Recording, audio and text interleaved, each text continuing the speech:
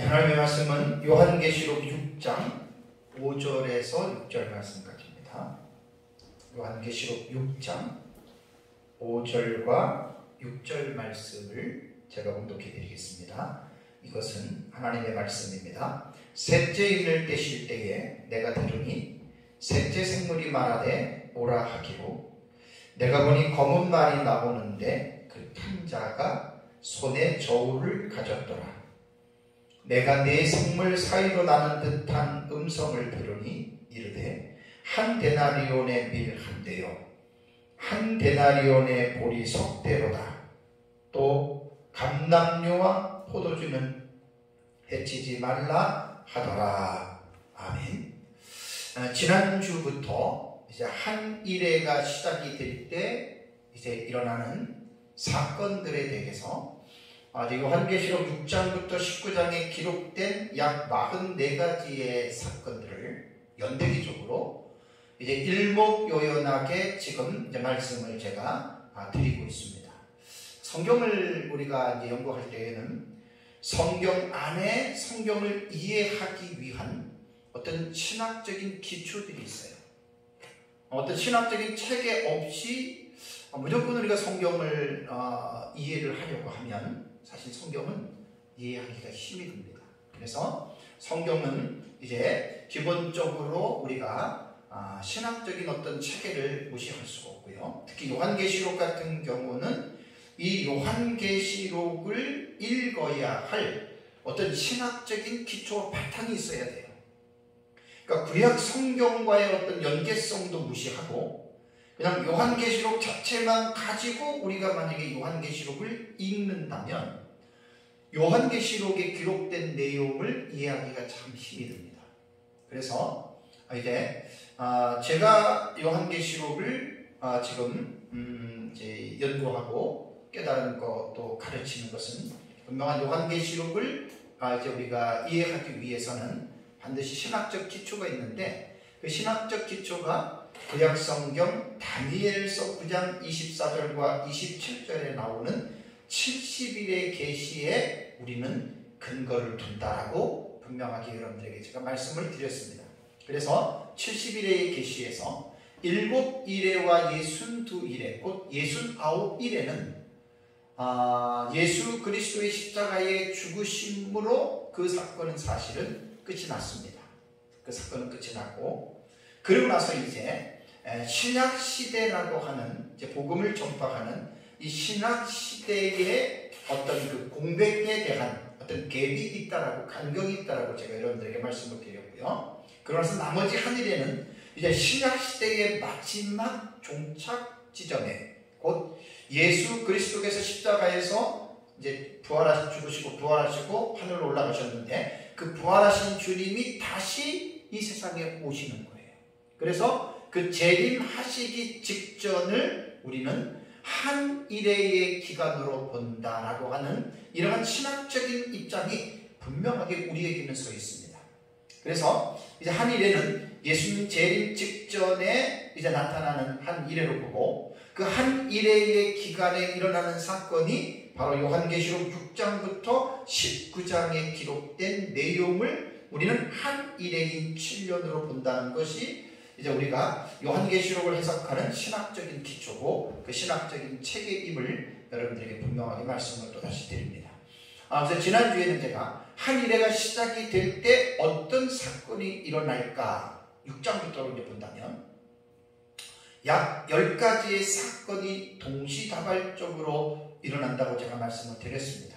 그러니까 처음 듣는 사람들은 감히 이해도 상상도 못하죠, 그죠? 어떻게 한 일회가 시작될 때 한 가지 사건이 먼저 일어나고 그 다음에 연이어서 두 번째, 세 번째가 나타나야지 어떻게 한 일회가 시작이 될 때 무려 10가지 정도의 사건이 동시다발적으로 일어날 수 있을까?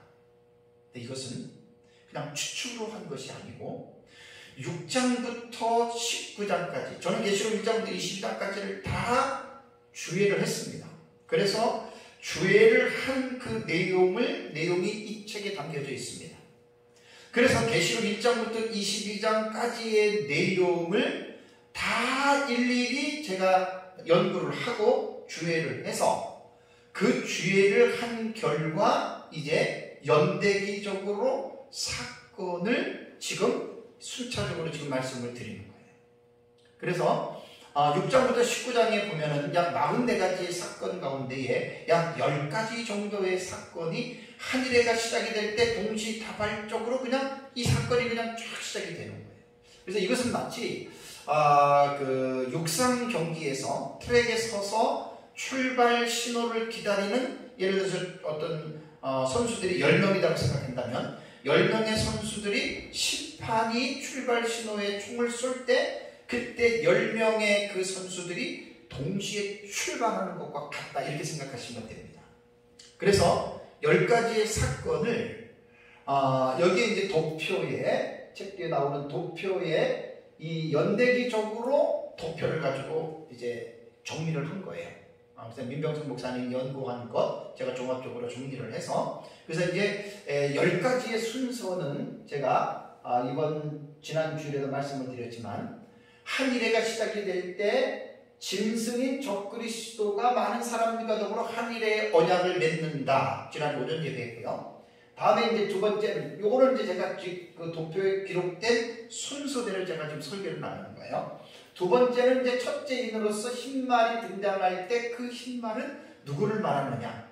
여러 가지의 사람들의 주장이 있지만 우리는 흰말을 긍정적인 해석을 한다 그랬어요. 그래서 긍정적인 해석에 우리는 흰말과 그 탐자를 누구로 해석을 하냐면 바로 인류 종말의 마지막 시대 사명자들이 두 증인의 사역 1260일이 시작이 되는 것이라고 말씀을 드렸고, 이제 이번 주 오전에 제가 설교하는 것이 셋째인 검은 말입니다. 이것이 바로 기근입니다. 다음에 넷째인이 청황색 말인데 이건 적그리스도의 등장이고, 다음에 일곱째 인을 뗄 때 일곱째 인은 내용이 없어요. 다음에 나타나는 일곱 시리즈의 사건인 일곱 나팔 계시가 일곱째 인의 내용이라면 내용입니다. 그러고 나서 이제 일곱째 인 나팔 계시가 되는데, 첫째 나팔이 적그리스도 등장, 둘째 나팔이 일곱 번째 제국 세계 재패, 셋째 나팔이 음녀 등장, 넷째 나팔이 영적 흑암의 도래. 그러니까 첫째 나팔, 둘째 나팔, 셋째 나팔, 넷째 나팔은 동시에 일어나는 사건들이에요. 다음에 이제 마지막으로 거짓 선지자, 계시록 13장에 보면 땅에서 올라오는 짐승인 거짓 선지자 나오죠. 거짓 선지자도 한 일회가 시작이 될 때 등장을 하는 거예요. 그래서 한 일회는 언제 일어나는지는 아무도 알 수 없습니다. 그러나 한 일회가 시작이 될 때에는 분명히 약 10여 가지 이상의 사건들이 동시적으로 이 사건이 일어나는데, 이 내용이 바로 6장에서 19장에 이 사실이 기록이 되어져 있다라고 하는 것이죠. 그래서 제가 지금 설교하는 거는 형식상 구조는 지난번에 말씀드린 대로 기록된 순서대로 제가 주에 설교를 했죠. 그래서 이제 기록된 순서대로 설교를 한 것이고, 이번에 제가 하는 것은 이제 내용상 구조로서 요한계시록에 기록된 6장 이후부터의 사건들을 이제 연대기적으로, 그러니까 차서적으로 제가 이제 설교를 하는 거예요. 그래서 사실 요한계시록을 올바르게 우리가 이해를 하려면 내용상 구조에 대해서 여러분 이해를 해야 비로소 요한계시록을 아는 겁니다.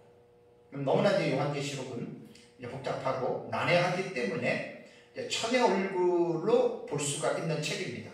그렇기 때문에 요한계시록은 사실 신중하게 공부를 해야 되고, 또 연구를 해야 되고, 또 여러 가지의 어떤 그 해석들을 참조해서 내가 지금 보고 있는 이 해석이 과연 성경적으로 올바른 해석인지에 대한 반드시 분별을 할 수가 있어야 됩니다.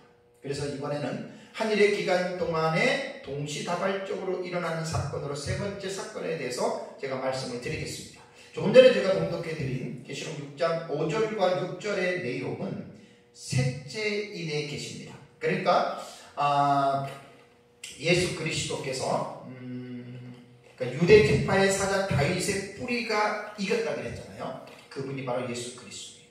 신천지 이만이 아닙니다. 좀 정신이 좀 이상한 사람이죠. 자기가 이긴 자라고 하니까. 예수 그리스도입니다. 그래서 예수 그리스도가 다시 세 번째 인을 뗍니다. 자, 5절을 보니까 셋째 인을 떼실 때에 사도 요한이 아쿠오 내가 들으니 내가 들었다. 뭘 들었습니까? 셋째 생물이 말합니다. 그러니까 하나님 보좌 앞에 네 생물이 4장에 보면 나오잖아요. 그 중에서 이제 셋째 생물이 말을 하는데 에르쿠 오라 이리로 오라 이거예요. 그래서 사도 요한이 내가 보니 카이 에이돈이에요. 그리고 또 보았어요. 그러니까 듣고 보았죠. 그러니까 내가 보니 검은 말이 나옵니다. 이번에는 첫째 말은 흰 말, 둘째 말은 붉은 말인데 셋째 말은 검은 말이 나오는데 그 탄 자가 기사가 손에 저울을 가지고 있어요. 이게 이제 요한이 본 환상에 대한 기록이거든요. 그리고 내가 내 생물 사이로부터 나는 듯한 음성을 또 들었습니다. 아쿠 들었다. 내가 들었다. 뭘 들었습니까? 이르되 한 데나리온의 밀 한 대요 한 데나리온의 보리 속대로다라고 하는 말을 들었고 다음에 또 감람류와 포도주는 해치지 말라 하더라라고 하는 이 음성을 들었습니다. 이것이 셋째인의 계시에서 사도 요한이 보았던 내용을 기록한 것입니다. 이제 둘째인의 계시에서 셋째인의 계시가 이제 셋째인이 개봉됩니다. 제가 둘째인은 설교를 안 했습니다. 왜냐하면 제 설교는 지금 6장부터 19장에 대한 사건들이 순서적으로 일어나는 연대기적으로 하는 거예요. 그러니까 둘째인은 도표에 보시면 알겠지만 후 3년 반이 시작될 때 전쟁에 계십니다. 그러니까 제가 이제 순차적으로 좀 하기 때문에 둘째인은 나중에 제가 설교를 합니다. 자, 검은 말의 이 기사는 손에 저울을 가지고 등장을 합니다. 그러면서 이제 아까 두 가지 음성을 들었다고 말을 했습니다. 자, 그러면 본문이 말하는 이 의미는 심한 기근 시대에 대한 이 상황을 말을 하는 것이고요. 그리고 이 말씀 속에서 어떤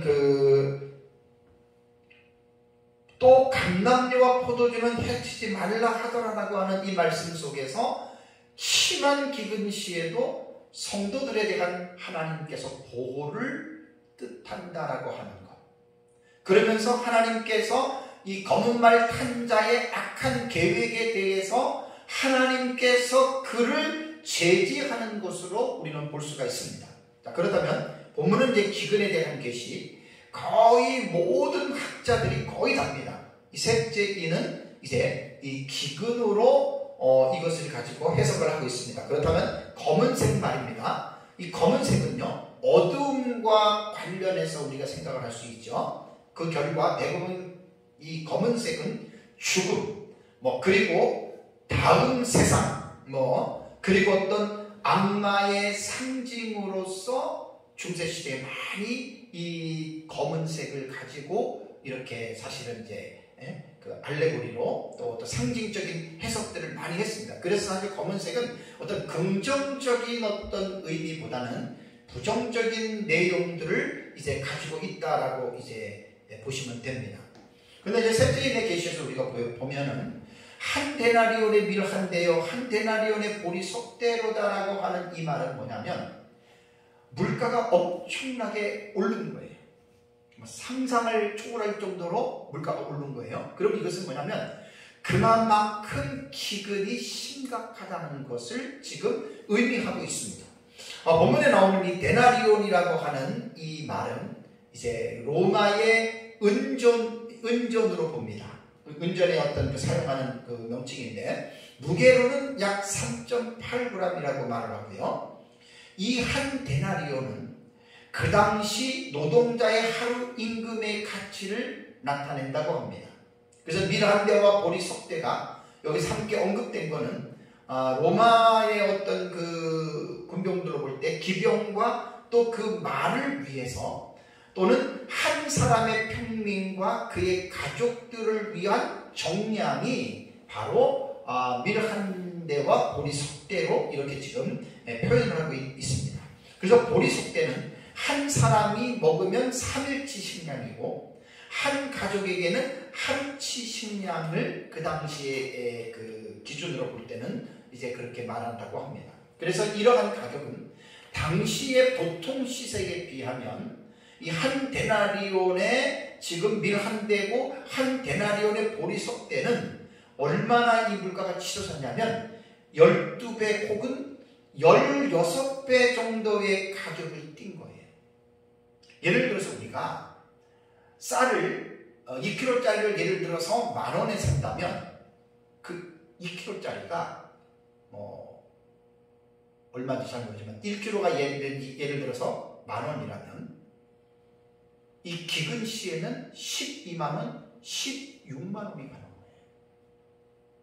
그러니까 얼마나 이 당시에 기근이 심했는지를 이 본문을 통해서 우리는 알 수가 있습니다. 그렇다면 이제 중요한 거는 뭐냐면, 자, 기근이, 이러한 심각한 기근이 있는데, 그렇다면 이 심각한 기근은 언제 일어날 것인가? 그러니까 항상 요한계시록을 볼 때는 사건이 나오잖아요. 사건이 묘사가 됐으면 우리는 어디에 관심을 가져야 되냐면, 그렇다면 이 사건은 언제 일어나는 것이냐? 그래서 제가 요한계시록 독법에서 사건에 대한 해석은 5가지라고 그랬어요. 보통은 4가지잖아요. 과거주의, 역사주의, 이상주의, 미래주의예요. 이 4가지의 어떤 분명한 요한계시록을 해석하는 기저가 있어요. 그러니까 마구잡이식으로 막 그냥 학자들은 그렇게 해석을 안 합니다. 자기 나름대로 요한계시록을 볼 때 과거주의 해석은 말 그대로 과거에 일어난 사건으로 해석을 다 해나갑니다. 미래주의는 미래주의, 상징주의는 이상주의, 이상주의 이렇게 다 해나갑니다. 그래서 이제 그렇다면 셋째인에 나오는 이 심각한 기근은 과연 언제 일어나는 것인가? 과거주의자들 말처럼 로마 시대의 과거에 일어난 사건으로 이것을 우리가 봐야 되는가? 아니면 역사주의자들의 해석처럼 예수님의 재림 때까지 좀 늘려서 어느 시점을 봐야 되는가?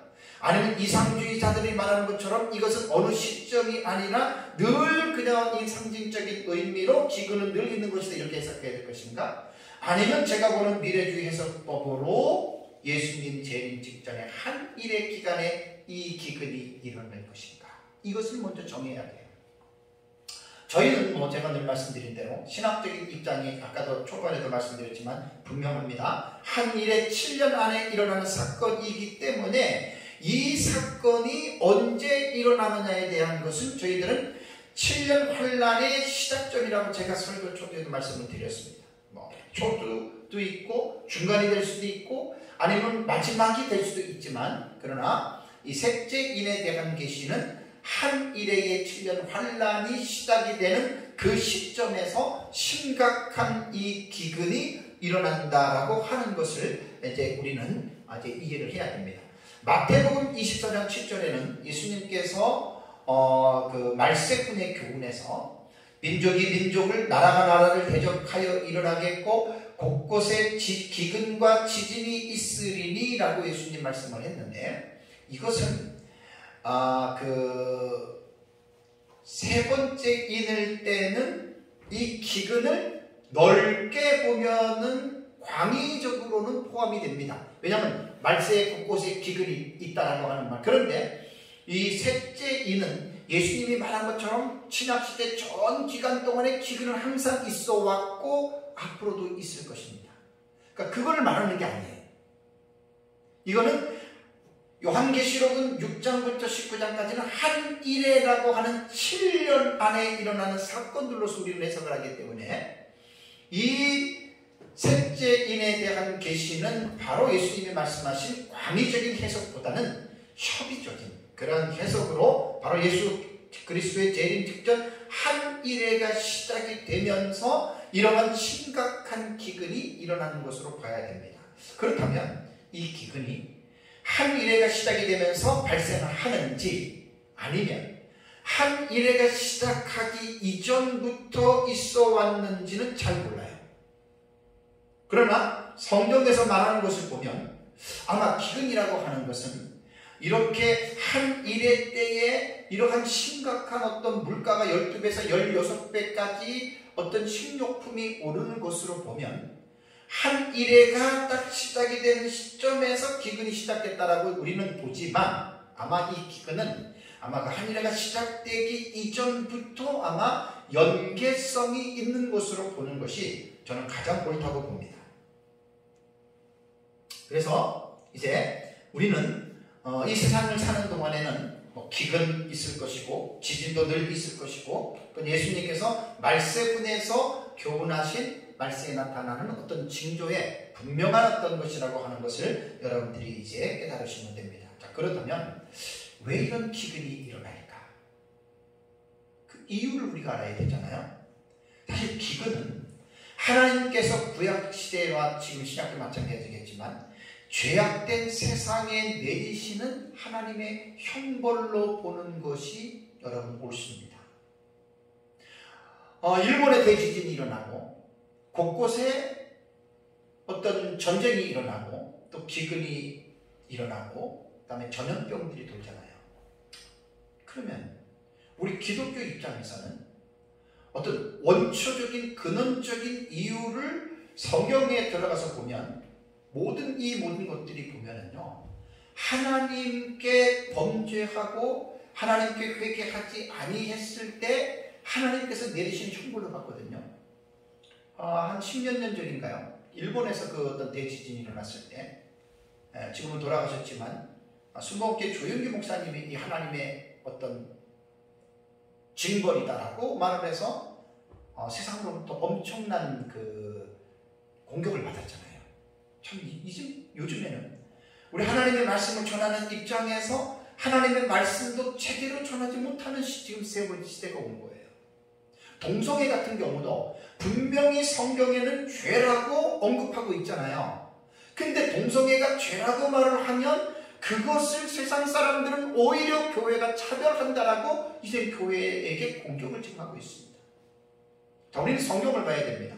신명기 11장 16절과 17절을 보면 너희는 스스로 삼가 두렵건대 마음에 미혹하여 돌이켜 다른 신들을 섬기며 그것에게 절함으로 여호와께서 너희에게 진노하신다고 말했습니다.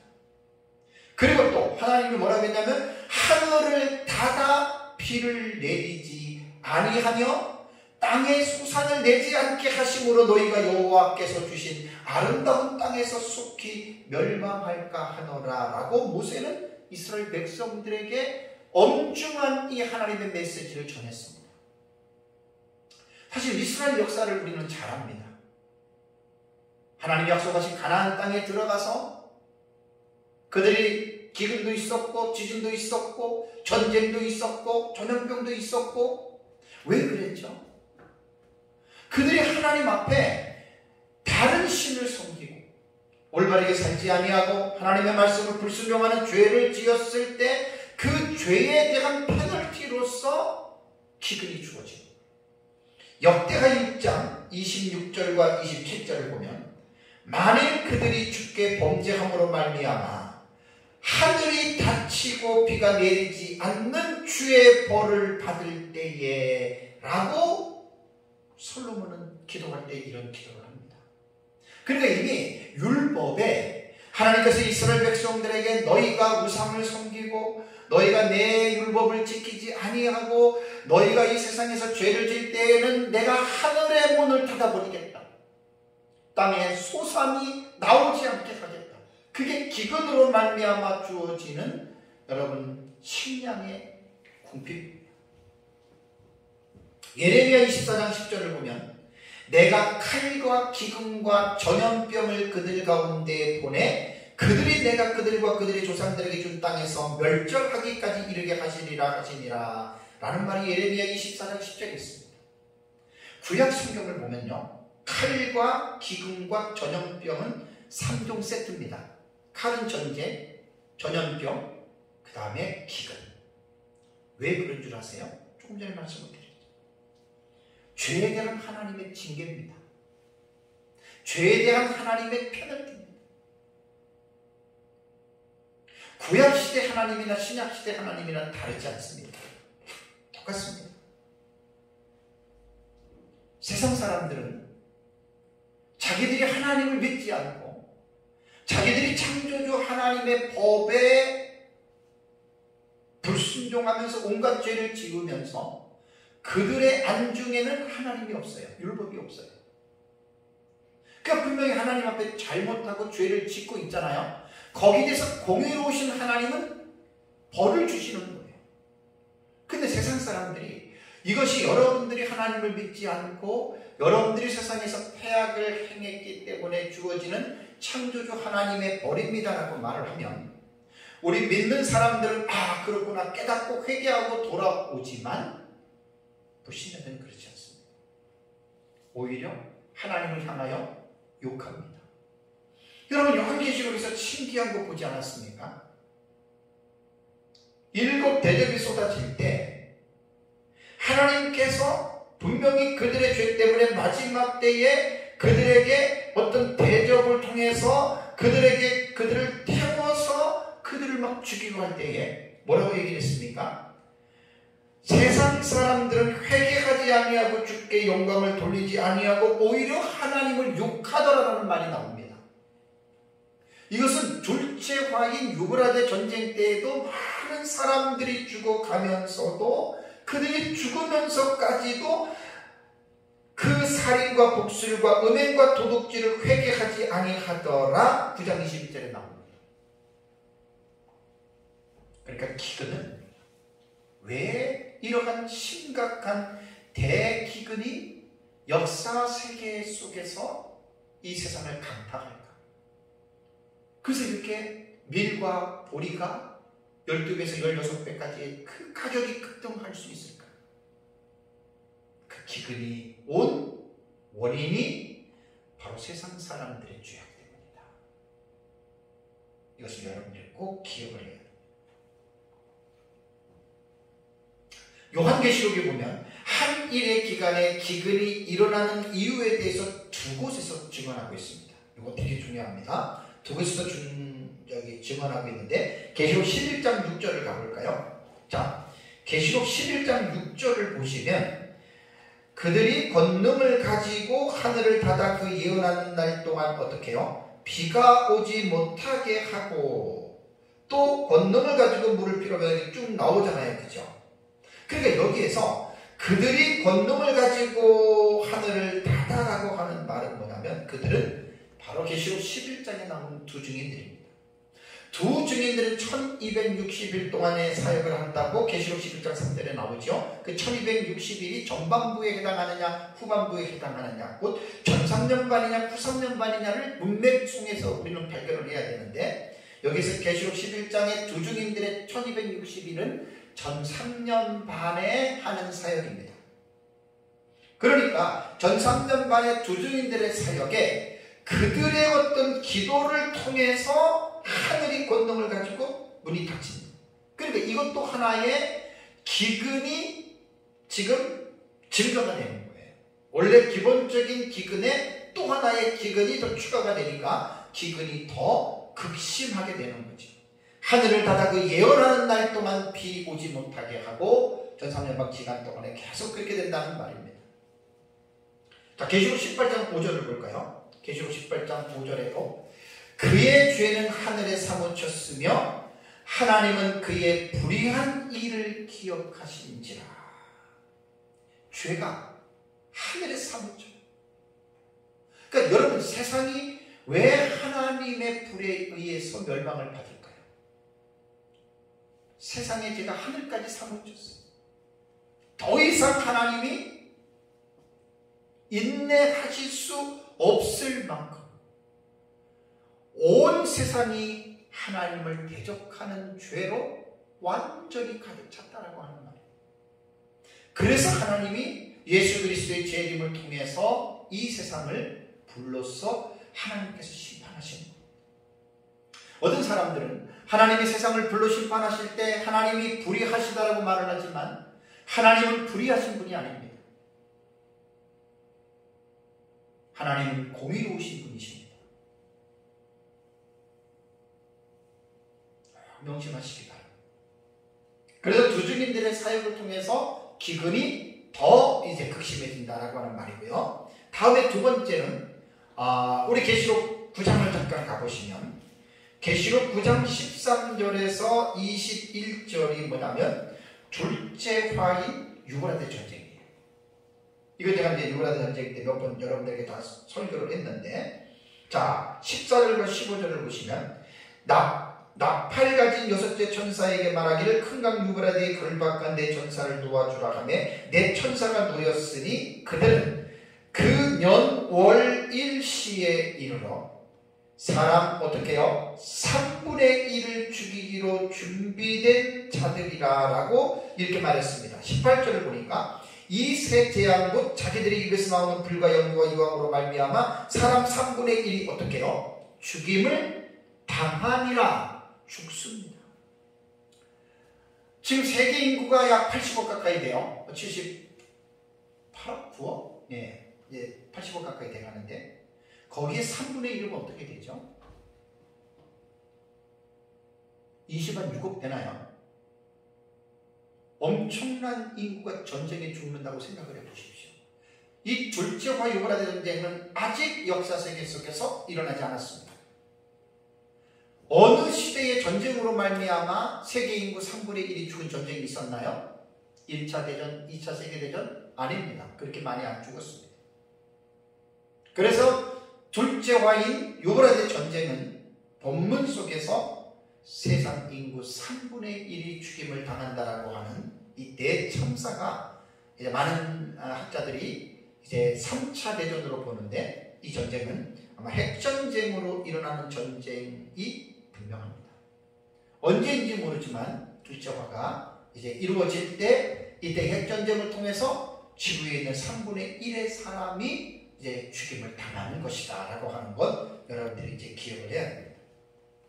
그렇다면 셋째인을 뗄 때 이 기근이 시작이 됐어요. 그 전부터 연결됐는지 몰라도 두중인들의 사역을 통해서 그들이 세상을 향해서 기도하면서 이 세상의 죄를 위해서 기도할 때 더 하늘의 비가 내리지 않아요. 그리고 이 둘째화 유브라데 전쟁은 시작점이 언제냐면 후 3년간이 시작될 때 둘째인의 사건이 일어나는 거예요. 3차 대전이. 그러면 전 3년반 기간 동안에 두중인들이 1260일의 사역 기간 동안에 계속해서 심각한 기근이 있었습니다. 그냥 후 3년반이 들어오면서 3차 대전을 통해서 핵전쟁을 통해서 세계 3분의 1이 죽으면 여러분 핵이 터질 때 그 핵에서 발출되는 뜨거운 열, 연기 여러분도 무시 못합니다. 그 핵이 떨어지는 곳에서 땅에서 어떤 폭파하는 가스들 여러분 절대 무시 못합니다. 그러한 것들이 자연적인 어떤 현상을 볼 때 더 기근이 심각해질 것이라는 것이죠.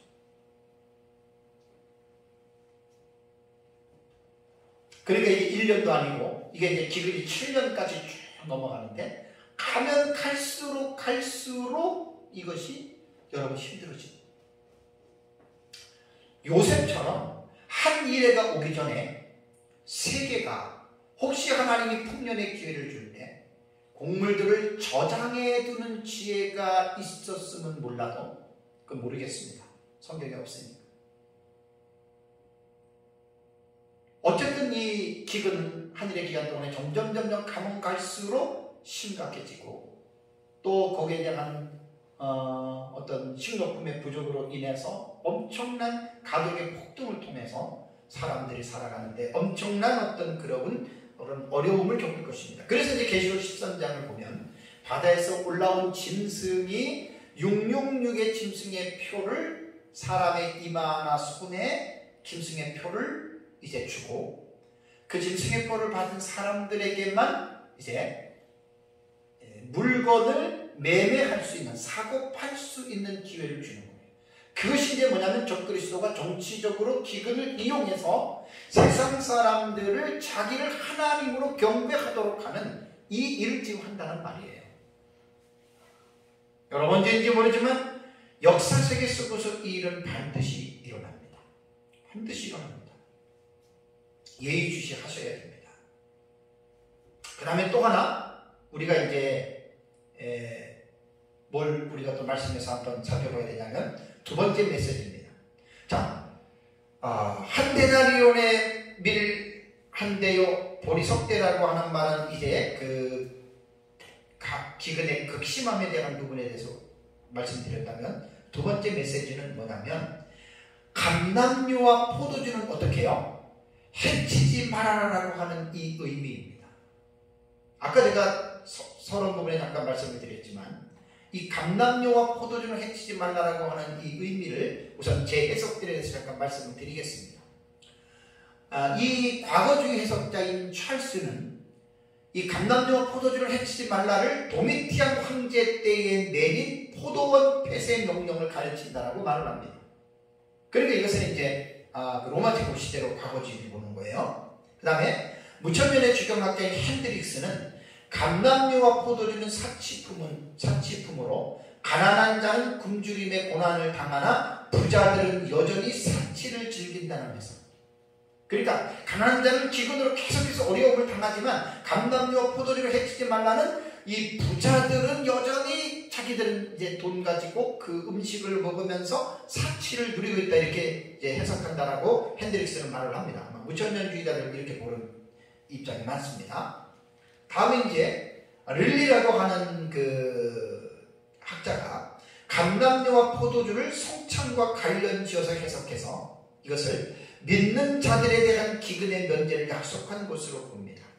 그러니까 믿는 자들은 기근을 당치 않는다라고 이렇게 해석을 합니다. 이것이 맞느냐 틀리냐는 그것은 이제 각자가 이게 보는 입장이고 제 해석적인 방법을 말씀을 드리는 겁니다. 다음에 이제 마운스나 레드나 존슨이나 모리스 같은 경우는 감람류와 포도주는 사치품이 아니라 일상생활에 필요한 필수품으로 보아 본문은 기근의 한계성을 나타낸다라고 이렇게 봅니다. 그러니까 기근이 심하기는 심해도 감람류와 포도주는 사치품이 아니기 때문에 그래도 하나님이 그 서민들에게는 먹고 살기 위해서 어떤 이러한 혜택을 베풀지 않느냐라고 이렇게 좀 해석을 한다는 말입니다. 다음에 로마이어 같은 이 학자는 신자들의 종교 생활에 대한 보호를 하는 것이다, 이렇게 보고요. 또 이강문 목사님 같은 경우는 기름과 포도주는 성경에서 종교를 상징한다. 그러니까 하나님께서 극심한 기근 중에서도 자기 백성들은, 자녀들은 보호하실 것이라고 하는 상징적인 의미로 해석을 합니다. 제가 이제 배운 민명성 목사님은 바로 이 부분을 후 3년반에 대환란이 일어날 때 예비처에 있는 초대교회 성도들을 보호하는 것으로 해석을 합니다. 참 특이합니다. 근데 이 해석이 참 너무너무 참 옳은 게, 계시록을 전체적으로 제가 연구를 하고 이해를 하면서 이 지금 감람류와 포도주를 해치지 말라라고 하는 것을 예비처에 대한 계시, 예비처에서 대환란 가운데에 예비처에 있는 하나님의 자녀들을 건들지 말아라. 그러니까 이 사탄에게 악한 영들, 적그리스도, 그 사탄의 어떤 삼총사, 적그리스도, 그 다음에 거짓 선지자, 그 다음에 음녀 세력들 있잖아요. 그들에게 제지하는 거예요. 왜냐하면 예비처에 있는 하나님의 백성들을, 초대교회 성도들을 괴롭힐 수 있거든요. 사탄도 괴롭힐 수 있고 적그리스도도 괴롭힐 수 있거든요. 그러니까 이것을 하나님께서는 제지시킨다는 거예요. 상당한 일리가 있는 해석입니다. 그래서 과거적 해석파들의 주장을 제외하면 대부분의 해석은 어떤 교회와 성도들을 보호해주는 상징으로서 해석을 하는데 이것이 저는 옳다고 봅니다. 그렇다면 교회와 성도들의 보호가 그럼 언제 어디에서 이루어지는지에 대해서 우리는 그 시점을 밝혀야 돼요. 그래서 이것은 사건의 해석으로 들어가잖아요. 그래서 아까 처음에 제가 말씀드린 대로 찰스 같은 경우는 과거주의 해석이기 때문에 도미티안 황제 때의 과거에 일어난 사건으로 이렇게 해석을 한다, 그 말입니다. 근데 우리는 미래주의 해석입니다.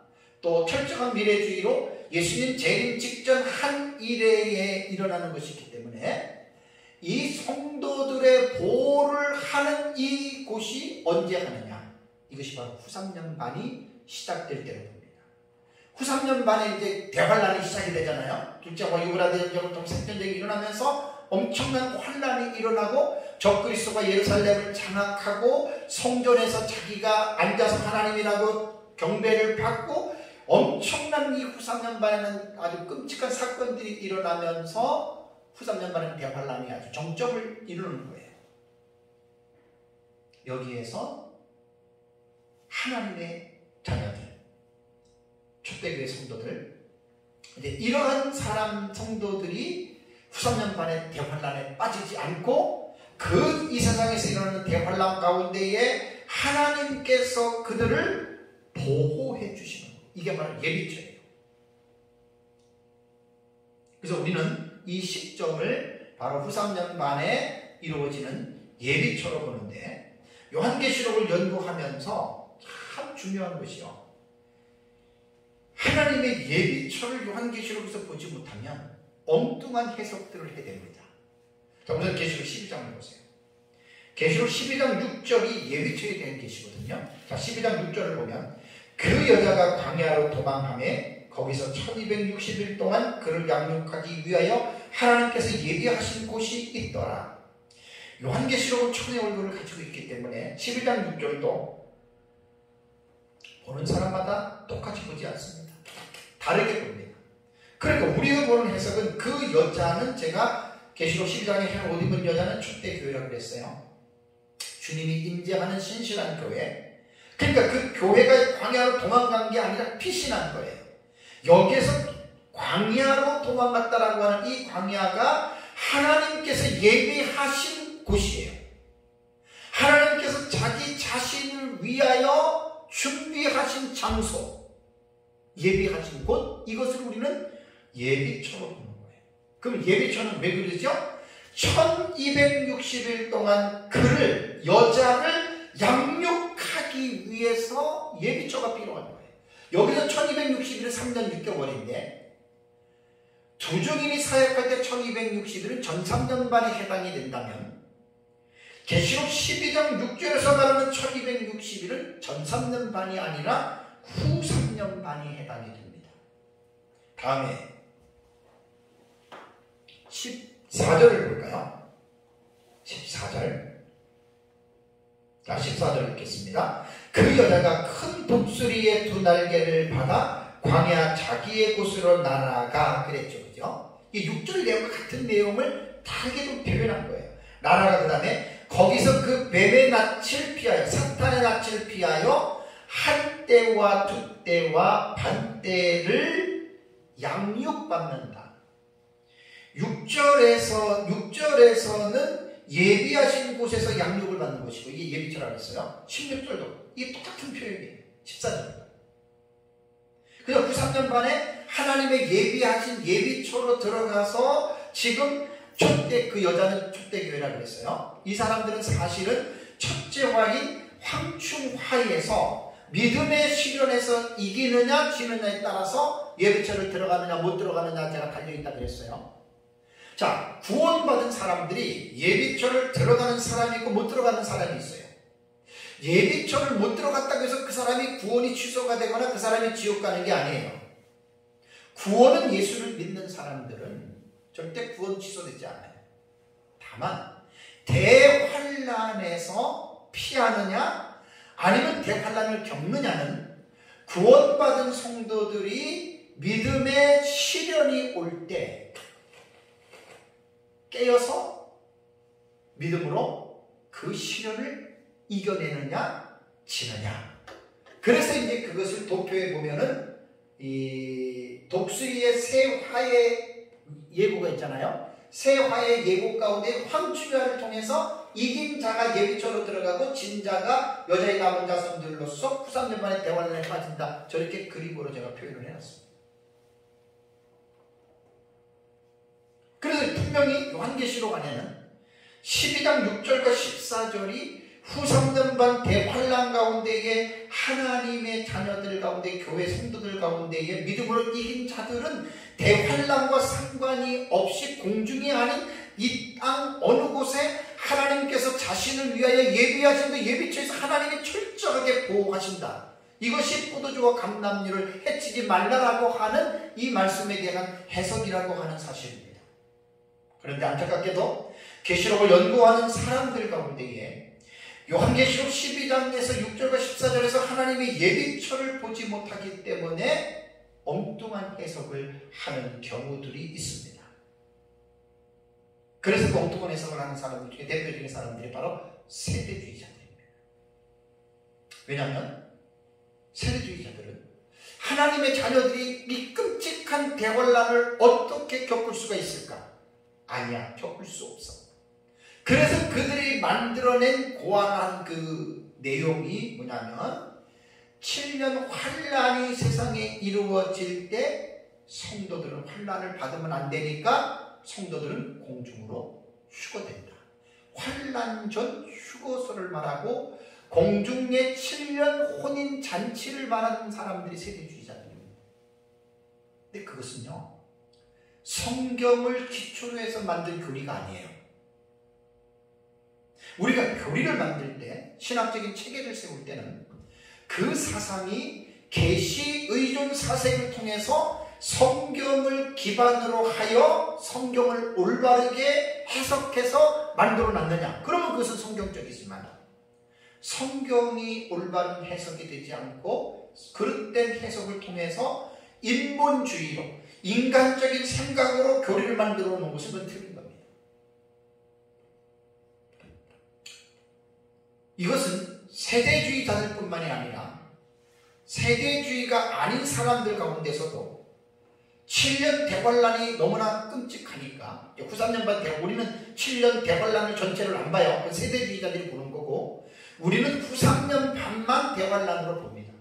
어쨌든 이 93년 반에 일어나는 대환란이 너무 끔찍하니까 어떻게 하나님의 교회 성도들이 이 대환란을 받을 수 있을까? 세대주의가 아닌 자들도 이러한 생각을 가지고 있으면 나름대로 이것을 인간적으로 풀어가려고 해요. 이게 인본주의 성경 해석이에요.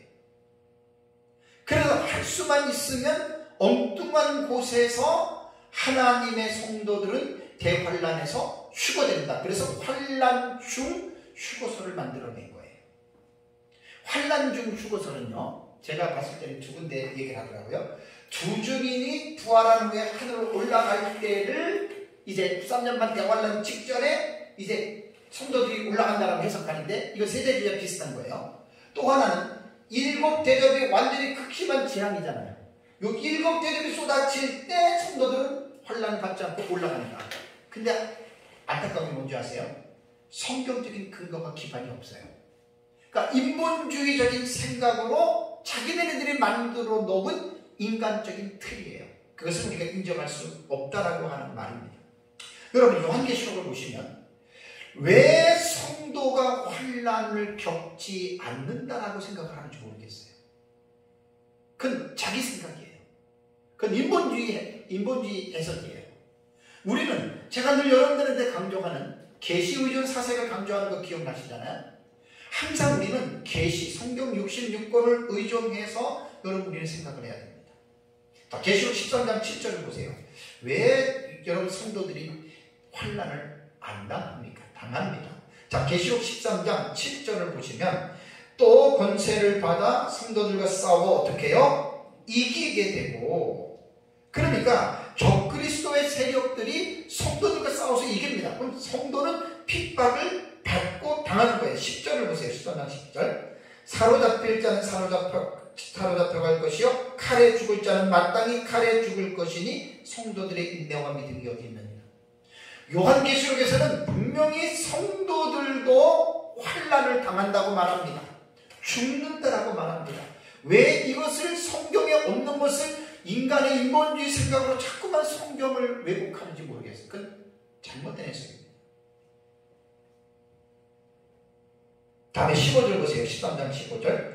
그가 권세를 받아, 이게 거짓 선지자예요. 그 짐승의 우상에게 생기를 주어 그 짐승의 우상으로 말하게 하고 또 짐승의 우상에게 경배하지 아니하는 자는 어떻게 하죠? 며칠인지 다 죽이게 한다. 성도들이 죽는 거예요. 그러니까 환난을 면제받는 게 아니에요. 환난을 겪어야 된다는 것이 이것이 성경적인 견해입니다. 그러니 세대주의와 또 일부 다른 어떤 사람들은 왜 성도들이 이 환난을 겪느냐? 애써 자기들의 인본주의적인 생각으로 성경의 이 말씀을 왜곡시키고 있는 거예요.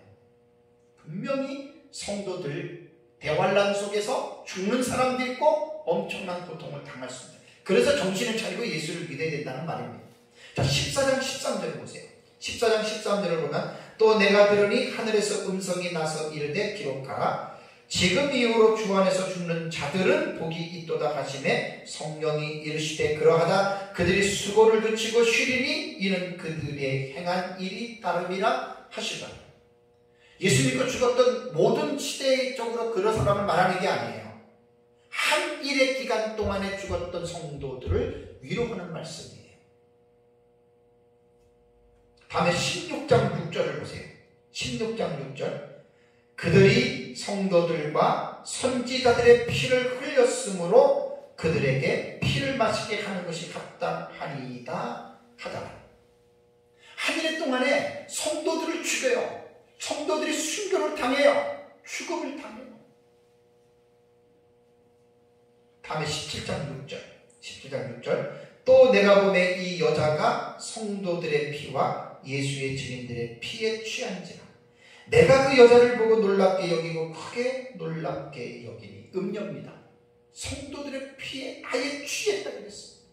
얼마나 성도들을 죽였으면 그 피에 취했다라는 성경은 묘사하고 있을까요? 그러니까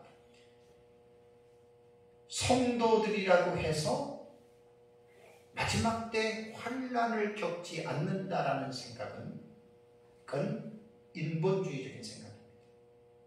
성경이 환난을 성도들도 겪는다라고 말을 했으면 우리는 그렇게 믿어야 됩니다. 그래서 아까 계시록 12장 6절, 12장 14절, 16절에 나타난 예비처에 대한 계시가 왜 중요하냐면 모든 성도들이 다 환난을 당하고 모든 성도들이 다 죽는 게 아닙니다. 93년반 대환란 가운데에 예비처에 들어가는 성도들이 있습니다.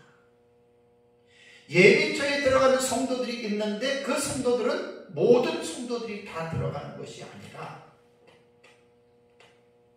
아까 말한 첫째 와인 황충하에서 믿음의 시련을 통해서 이긴 자들이 있죠. 그들은 예비처에 들어갑니다. 그래서 요한계시록을 연구하다 보면 교회를 향해서 말씀하시는 내용 중에서 정말로 가장 중요한 내용이 뭐냐면 첫째 와인 황충하에 대한 계시입니다.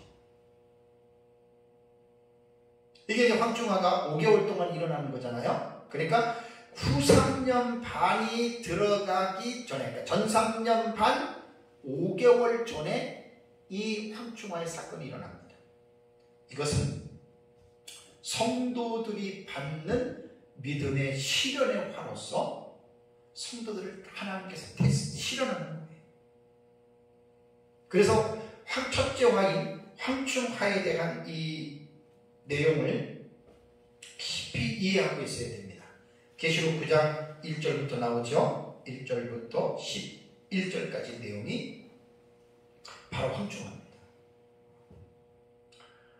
그래서 결국 그 대환란에 빠지지 않으려면 마지막 때에 살고 있는 성도들은 늘 깨어서 하나님의 말씀과 성령의 충만한 삶을 살아야 됩니다. 그래서 이제 요한계시록을 연구하다 보면 이러한 부분들을 구체적으로 요한계시록 안에는 몇 군데에 언급을 했다라고 하는 사실입니다. 안타깝게도 황충하에서 깨어있지 않고 어떤 세상의 죄 가운데 빠져있고 회개하지 않고 있다가 후 3년 만에 대환란이 시작이 되면 구원받은 자들도 그들은 예비처에 못 들어갑니다. 그래서 후삼년반 대환란을 겪다가 아까 그 성도들이 죽고 고난을 당하고 핍박을 당하는 내용들 있잖아요. 그들이 바로 예비처에 들어가지 못한 여자의 남은 자손들이다 라고 요한계시록에서는 그들을 말하고 있어요. 그래서 하나님은 여자의 남은 자손이 되지 말라는 거예요. 여자의 그 초대교회의 성도들이 돼서 끝까지 믿음 생활을 말씀과 성령으로 충만해서 어떠한 그 시련이 있더라도 믿음에 지지 말고 믿음에서 이기라는 겁니다. 이것이 요한계시록의 성도들에게 강력하게 권고하고 있는 내용이라는 거예요.